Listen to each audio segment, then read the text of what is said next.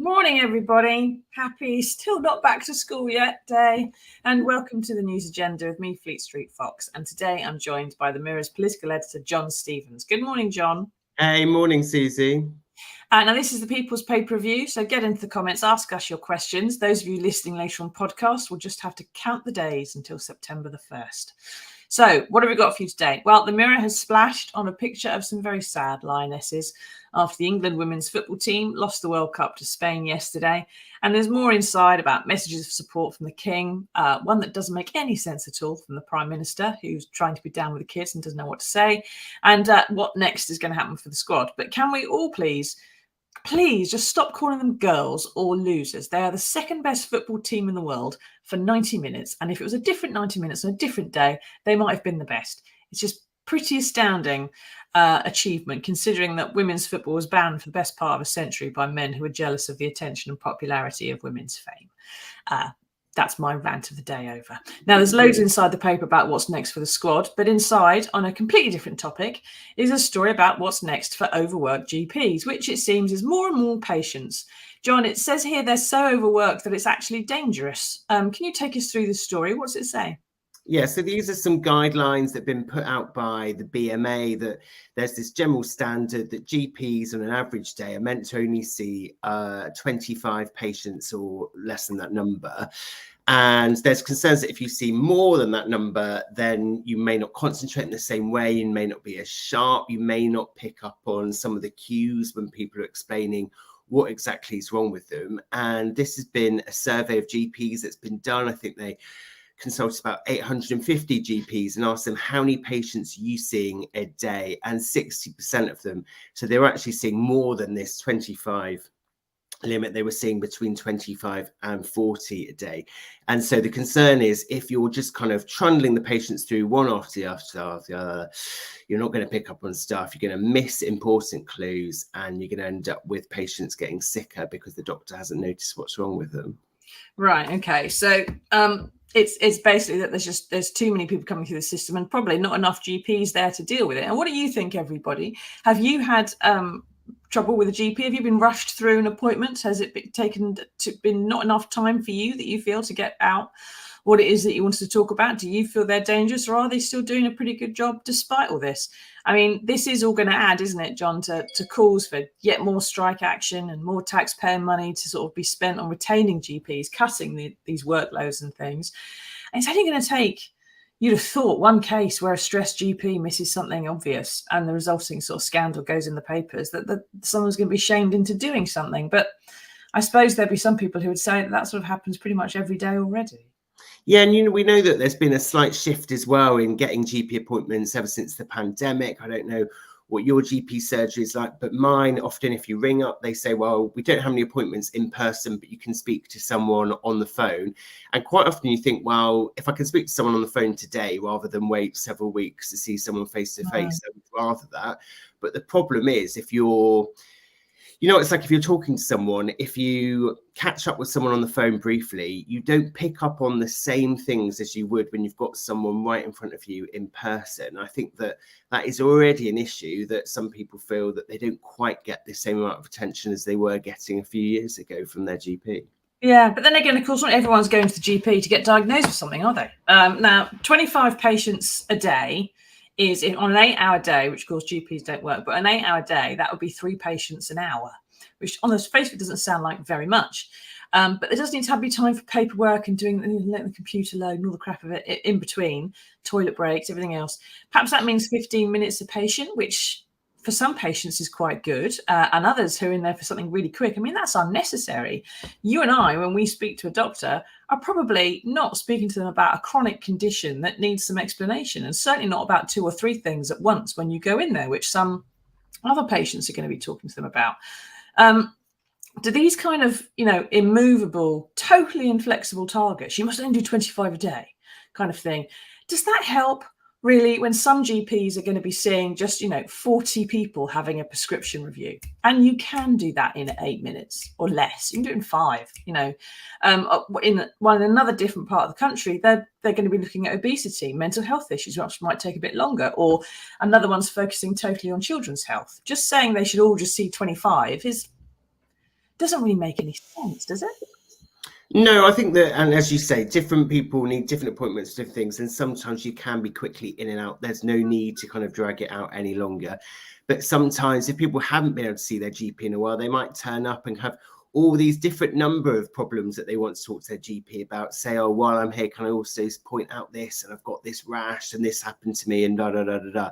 So we know there can be some complications more than others, but I think this does just show generally there is a lot of pressure on GP surgeries at the moment. And yeah, maybe it's fine to do a bit over 25, maybe a few less than 25, but it just shows there is a lot of pressure on GPs that at the moment, all sorts of targets and guidelines, they are finding it very difficult to fill them. And a lot of people are being rushed in and out rather than getting a proper time to see people. And we know that this isn't something that GPs are doing by choice. If it was up to GPs, they would have much more time to properly spend time with patients. And it's just the fact that they're just under so much pressure. There's so many constraints. A lot of them have got massive numbers of patients on their books, and they don't have the proper resource to be able to deal with them properly. Yeah, okay. And of course, there's some, there's shortfall in GPs. The government says it's set more targets for them, but that's going to make them more difficult to hit if you don't have the GPs in the first place. And Steve says, my friend's sister recently died of terminal cancer. She'd been trying for months to get a GP appointment. And by the time she did, it was just too late. This is also part of the problem, isn't it, John, because GPs, the network of GPs is there as like the net that catches that filters things to go through to specialists and to further terms of care. And if you can't get into the net in the first place, you don't get filtered through the system to start having suspected cancer treated within however many weeks that you're allowed to get it treated in these days. And that is the point of the GPs. It's not just a bit of community care. It's actually catching the serious cases like Steve's friend there, isn't it? Yeah, we know that waiting lists have obviously been going up. They're currently at a record level, and they seem to be going up and up and up despite the government's promises to bring them down. And we know that if you look at the actual details of people on those waiting lists, people with cancer are obviously seen much more quickly, but there are other people waiting for things like hip operations, which are seen as routine operations. If you're someone who are struggling with your mobility and you do need a hip replacement, then you can be in an awful lot of pain and just think, well, it is absolutely awful having to wait all this time. But you look at the numbers, I think the waiting list number is about 7.6 million people, or might be 6.7 the other way around, on waiting lists at the moment. But hundreds of thousands of those have been waiting for their treatment for over a year. And so you can see why the government is investing a lot of money in kind of introducing these new diagnostic centres, these different treatment centres, to try and find any way to bring this waiting list down. But at the moment, they seem to be going the other way rather than coming down since the pandemic. Yeah, and whether they can cut them in time for a general election is very unlikely, I've thought. Now, thank you for that, John. The story that's really driving the day today is the sentencing at 10 a.m. of Lucy Letby, the nurse who last week became officially the worst child serial killer in British history. And it's reignited this row that we've had several times before about killers being forced into the dock to listen not only to their sentencing, and the judge sums up what they've done, which is a hell of a moment for anybody to have to face, but also the victim impact statements that are written by friends, relatives, or their victims themselves, people, perhaps the relatives of those they've killed, something which was brought in order to give those victims sort of a better sense of justice, but which the criminals are increasingly finding ways to avoid having to listen to. Now, John, the government's been saying for a while it's going to make this mandatory. So has it? No, it hasn't. And we keep getting this every few months. We get a high profile case. we had Olivia Pratt-Corbell, that poor girl who was killed, murdered in Liverpool. We had Sabina Nessa, who was the teacher who was killed in a park not that far from here, actually. Both of them, their killers, didn't appear for sentencing. They weren't in the dock to hear the impact that it had on their victims' families. And the government has been saying for a while that it is looking at this, it is keen to do something. The latest it's saying this weekend is saying that the King's speech will be in November. That's when the government sets out a list of things it's hoping to do in the next year or so. They say when it sets out that list, it will put this law on there to do something about it. But they've still not really said how exactly are they going to deal with this problem, because there's different ideas out there. Could you say if someone doesn't turn up to their sentencing hearing that they get some years added on to their sentence? Although if you've got someone who is kind of convicted in awful murder, or someone like Lucy Letby who's found guilty of several murders, she's going to have a very long sentence, whatever it is, whether it's a whole life term or not. And so saying if you don't turn up to the dock, you can get 6 months added onto your sentence isn't going to make much of a difference. Could you drag people into the courtroom, get the kind of prison guards in there, drag them in there? Some people said, well, if you did that, they could be kicking and screaming. That wouldn't be appropriate. Would they just scream through the whole of the sentencing and kind of make things even more chaotic and awful for the victims' families? Or could you see another idea? One of the ideas put out there the weekend by Robert Buckland, who used to be the Justice Secretary. He said that you could get a kind of audio link. So if the person sentence refuses to come up from their cell into the courtroom, that they just get the sound of the judge giving that sentencing, the sound of the victim's impact statements just being pumped into their cell, so they don't have any choice but to listen to it. Yeah, that seems a different way of trying it. Now, there's been several comments going on Facebook. Gary says, as a parent myself, she should be forced to appear. John says perhaps offering some convicted people some form of concession if they agree to stand in court and offer an apology, a bit like making a guilty plea. It can help.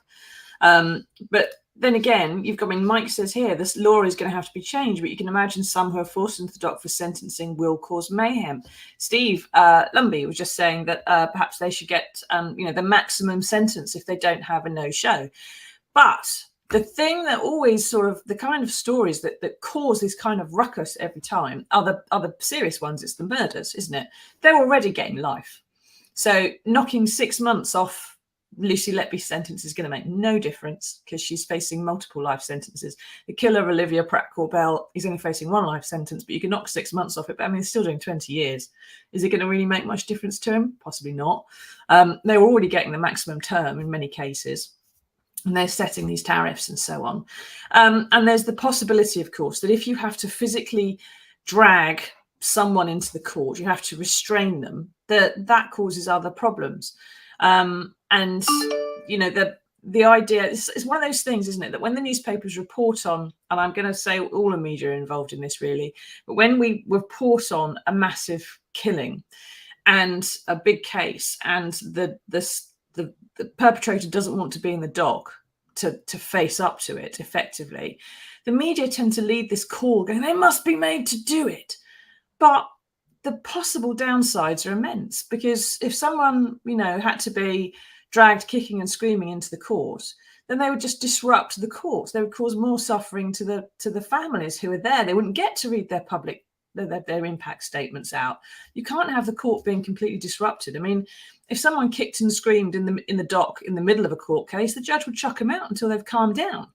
So I don't think it's a practical idea. I think it's an emotional idea, really, that people really want this, and they haven't perhaps thought it all the way through. And do you think the media are partly due for fueling all that?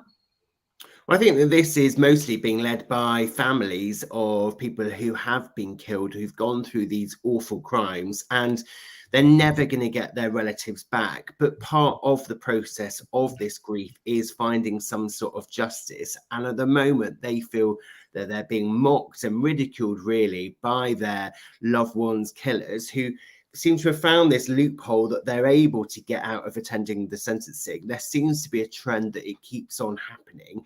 And I think that, yeah, it is going to be tricky to work out how exactly does the government deal with this.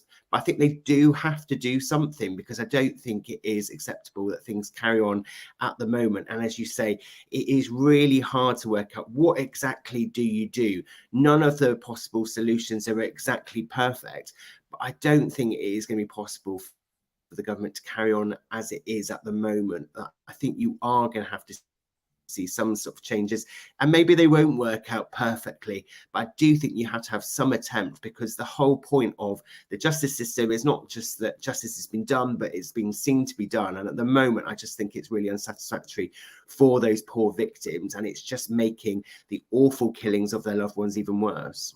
Yeah. And what do you think, everybody? Should people be forced into the dock to actually face the consequences, not only of their actions, but to hear the impact that they've had on other people? And what happens if that in itself has, you know, not a beneficial impact, perhaps on the relatives or the victims or the court or even the killer themselves? You know, we need to dig into this a little bit. I mean, the judge in Lucy Letby's case has said, there is nothing I can do to make her and compel her come to court. But a government source has told the Telegraph today that she should be present, and there is lawful enforcement already in place. So someone who's done something important, if you want them to come to court, the judge can't compel them, but the judge can say they should be in court. And then it's up to the prison governor to decide whether or not to use force as a last resort. But by doing that, you're exposing prison officers to the risk of injury. Right, that's going to be a bit more likely. You've disrupted the court, which is going to make you have to hear those impact statements. And you've maybe even hardened the killer's mind to this process that we would all want them to go through, of accepting what they did. So, you know, that may not always necessarily be beneficial. And some of the reasons, I mean, Lucy Letby, I mean, you can argue, can't you? And lots of people are going to and have said it, that people who kill, especially children, and especially at this kind of frequency, are just plain evil and they deserve no sympathy whatsoever. But somewhere inside Lucy Letby is probably a normal human being who doesn't want to face up to this, because the bit of her that's a killer has done something awful, and she's had issues during the court case. She's had to have breaks and things like this. Whether that's her being controlling and manipulative, we don't really know. But if a killer is compelled to come to the dock when they don't want to, and they don't want to face up to this, and then perhaps because of some of all the pressures they're under, they later commit suicide, they later take their own lives in jail, the victims' families feel cheated again, don't they? Because they feel in those situations, the relatives always feel that someone has escaped justice, that they've somehow got out of it. I mean, Steve says dragging someone to court is inhumane. It's not a very nice thing. Deborah says, why should they have the luxury of choosing? Well, their victims haven't had the luxury of choice, have they? But then again, if the killer commits suicide as a result of the kind of pressure that this move might put them under, how does that help the victims? How does it help justice in the long run? It doesn't, does it?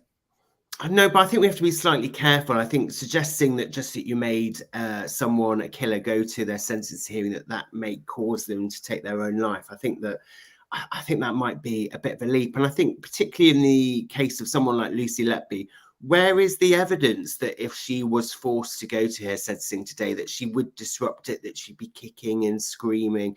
This is someone who, despite being absolutely evil and doing awful, awful things to the children who were in her care, I don't see there's any evidence that she would suddenly start lashing out at prison guards. And we know that as part of the prison system, we do make prisoners do things that they don't want to. That's the whole thing. They are there, they are forced to be there as part of the prison routine. They are forced to do things. That's the whole point. It isn't meant to be this luxury where it's all about their choice. It's about being forced to do things against their will. And I think that, yeah, there might be some extreme cases where you do have it completely disrupted by screaming and shouting and lashing out. But I think actually in a lot of cases, and particularly ones with people like Lucy Letby, I'm just not sure there's the evidence that would be the case if you did force them into the courtroom. No, there aren't going to be many cases where you've got to strap them up like Hannibal Lecter to sit there and listen quietly. But one of the things that you do need when you have someone who's committed these kind of crimes is to be able to talk to them after their sentencing and find out why they did it, how they did it, if they did it to anybody else, where the bodies are buried, that kind of thing. You need cooperation from that prisoner in the long term for not just the prison psychiatrists, but for the sake of the prison officers as well, who have to deal with them for the next 40 years. And if you start that relationship with this kind of, you've got to be dragged into court, perhaps that's not necessarily beneficial. But what do you think, everybody? Are you convinced by any of these arguments? Do you think that they just go to court and that's that? Or do you, I mean, I'm not totally against the idea of, like you were suggesting there, John, or that one of the ministers has suggested, of having the sentencing sort of played into a cell, that they have to listen to it. But then again, if someone wanted to game the system, a killer could just get a psychiatrist to say they can't do this, or they'll commit suicide, and they can't do it, and it will get turned off, wouldn't they? They do have rights as prisoners, and there would be a way. There's always a loophole. So even if they legislated for it, they'd still find a way around it, wouldn't they? Possibly, but as I say, I think they have to do something that I just don't think things can carry on. That there has to be something that they give a go, even if it doesn't work out exactly perfectly. I think that they need to start kind of pursuing some of these ideas and see which ones work. Yeah. Now, Hugh on Twitter says, if there's a way of forcing prisoners to attend sentencing and not let them disrupt proceedings in protest, then I'm all for it. I think it's that if that's the problem. How could it possibly be sort of done? But there is another issue here with Letby's case, which is building, which is that there are claims in today's papers that police have identified another 30 babies who suffered suspicious incidents while Letby was on duty, but survived. And it's not clear if they are ever going to be investigated. It took 2 years to investigate the murders. So doing another 30 suspicious incidents is going to be a huge amount of police resource. And there's also calls for the NHS managers who passed over various chances to stop her murder spree, and in fact forced the consultants who were raising concerns, to actually apologise to her when she started a grievance procedure. And whether they should face action by themselves as well. So there's this massive harbouring now over the public inquiry that's been ordered, isn't there, John, which may or may not be able to address some of these things. What's the problem with the public inquiry? Yeah, so on Friday, after we had the sentencing and it was announced that Lucy Letby had been found guilty of all these murders and became one of the most prolific child killers in our country's history, the government said in response to that, it was going to set up an independent inquiry. And what some of the people are saying that is, rather than having an independent inquiry, it should be a public inquiry. And you might think, well, what's the difference between those? These are basically the same words, but if it is independent inquiry, you can ask people to come and testify and give evidence, and they can just, it's up to them whether they turn up or not. That is the situation that it looks like we're going to have. But if you had a public inquiry, then people would have a statutory duty, a legal duty that they had to turn up. And one of the big problems in this case is you've got NHS managers, the leaders of that hospital in Chester, and questions about why didn't they take action when these first concerns were raised by doctors in the department where she was working. We know that the consultants had worked out that the person on shift for all of these deaths had been Lucy Letby. They'd raised concerns about it, but the hospital had been really resistant to do anything. They hadn't taken it to the police. They took ages before they finally went and took it to the police. And so there'll be big questions for those hospital managers. A lot of them have now retired, moved on, left their jobs. And the problem is, if you've got an independent inquiry where it's up to them whether they bother turning up or not to answer these questions, they might think, well, hang on a minute, I'm not going to do that. And if I do turn up, is there a risk that I say something that could lead to me kind of facing a corporate manslaughter charge or something along those lines? Whereas if you have it as a public inquiry, they wouldn't have that choice. They would just have to turn up and answer these questions about why things were not done to address this when the concerns were first raised by the consultants working in a department. Exactly. And Mike says it's almost as big a scandal as the murders themselves is the way that NHS administrators work to protect the reputation of the hospital rather than stop someone dangerous on their wards. The thing that really stood out to me when I was reading some of the background about how the managers are sort of treated some of these complaints or the issues that were being raised was just the institutionalism. You know, and I think we've probably seen the same in multiple scandals that we could all name, where when the organisation is accused that someone within it has done something wrong, that it just sort of it closes ranks and says, well, it's not us, we're the good guys, so you're the one causing trouble. Whether it's pointing out to the Ministry of Defence that they may have irradiated some soldiers at some point in the past, whether it's telling Rupert Murdoch's organisation that perhaps there was some phone hacking going on, whether it was anything else to do with Hillsborough or Grenfell or multiple scandals. It just seems to be that when someone raises the alarm too often, everyone just goes, well, it's not us, we're the guys in white hats. So just raising the issue is the problem. And that's the thing we need to address, rather than whether or not we need to look at it. And, that there is talk about a Hillsborough law, isn't there, which Labour wants to bring in.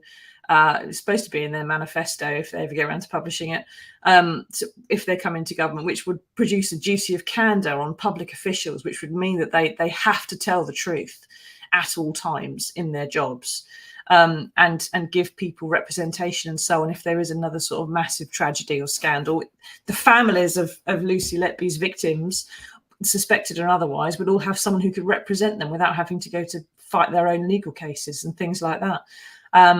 Is this current government going to have, all busy talking about public inquiries and forcing people into the dock and stuff, but in terms of tackling that institutional inability to address your own failings, which is what we all want a government to be able to do, is there any sniff of them stealing that particular idea from Labour and putting it in their own manifesto? No, we know in this particular case that the issue was that the hospital managers weren't thinking, well, what on earth is behind these awful, mysterious deaths that are suddenly happening? Rather than getting to the bottom of that, they thought, well, if we get the police involved, and there's literally, this is written down in emails that have come out over the weekend, they were saying, well, if we get the police involved, there'll be blue and white tape everywhere. It'll be not a good thing for the hospital. It would be a really bad thing to happen. And we know that far from actually taking action, bringing the police in, what those hospital managers did in this case was that, as you mentioned in that article today, they got 7 of the doctors to sign a letter to Lucy Letby apologising that the finger of blame had been pointed to her.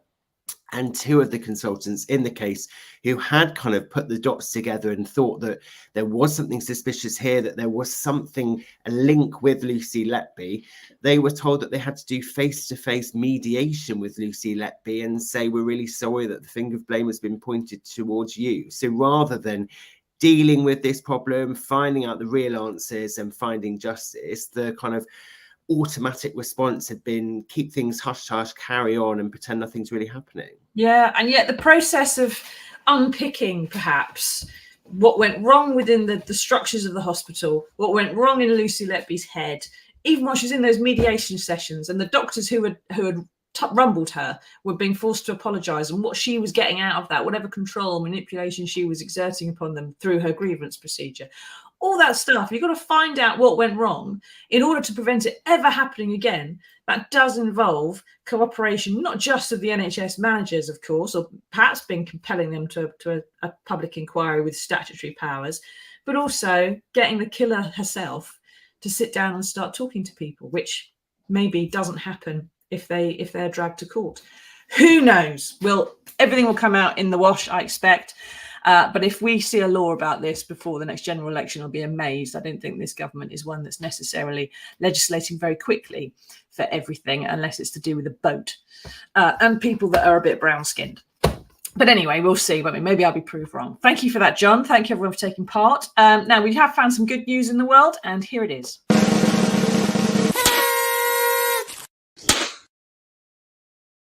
Now, if there's one thing we've all dreamed of, it's getting some money back out of Mark Zuckerberg. And now it seems that there are calls for the owners of social media sites like this one, where the vast majority of all recorded fraud now in the UK actually takes place, to be liable to pay back the victims who were scammed using their platforms. Now, Barclays Bank, and at the moment it's the banks that have to pay out if you get scammed, they're arguing, with good reason, I think, look, this isn't our fault anymore.